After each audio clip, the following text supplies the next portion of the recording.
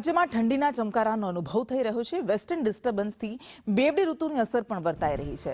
રાજ્યમાં ઉત્તર પૂર્વીય પવનો ફૂંકાતા હજુ પણ ઠંડી વધવાની છે। નલિયામાં હાલ 13.8 ડિગ્રી લઘુત્તમ તાપમાન નોંધાયું તો અમદાવાદમાં 17 ડિગ્રી, ડીસામાં 16.6 ડિગ્રી તાપમાન નોંધાયું છે। ગાંધીનગરમાં 16 ડિગ્રી, વડોદરામાં 14.4 ડિગ્રી, સુરતમાં 19.4, દમણમાં 16.4 ડિગ્રી તાપમાન નોંધાયું। ભુજમાં 18, કંડલા એરપોર્ટ પર 15.1 ડિગ્રી, ભાવનગરમાં 15.4 ડિગ્રી, જ્યારે દ્વારકામાં 20.4, ઓખામાં 20.8 અને પોરબંદરમાં 16 ડિગ્રી તાપમાન નોંધાયું છે।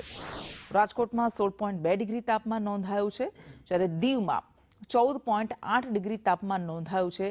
મહુવામાં 14.9, કેશોદમાં 15.5 ડિગ્રી। હજુ આવતીકાલથી ઠંડીનો ચમકારો વધશે, ઠંડી વધશે એવી આગાહી કરવામાં આવી છે। તો ગુલાબી ઠંડી વર્તાવાની શરૂ થઈ ગઈ છે। ગુજરાતભરમાં ઉત્તર ભારતમાં હિમવર્ષા શરૂ થઈ ગઈ છે અને તેની અસર મેદાની રાજ્યોમાં પણ જોવા મળી રહી છે અને ગુજરાતમાં પણ ઠંડી વધવાની શરૂઆત થઈ ગઈ છે। આવતીકાલથી હવામાન વિભાગ તરફથી જે પ્રકારે આગાહી કરવામાં આવી છે કે આવતીકાલથી ઠંડીનો ચમકારો વધશે, ઠંડી વધશે, પરંતુ હાલ વેસ્ટર્ન ડિસ્ટર્બન્સને કારણે બેવડી ઋતુની અસર વર્તાઈ રહી છે અને સૌથી ઓછું તાપમાન દર વખતે જે રીતે કચ્છના નલિયામાં નોંધાતું હોય છે 13.8 ડિગ્રી તાપમાન નોંધાયું છે અને મોટાભાગના શહેરોમાં 20 ડિગ્રીની આસપાસ તાપમાન નોંધાઈ રહ્યા છે। લોકો ઠંડીથી બચવા માટે તાપણાનો સહારો લઈ રહ્યા છે।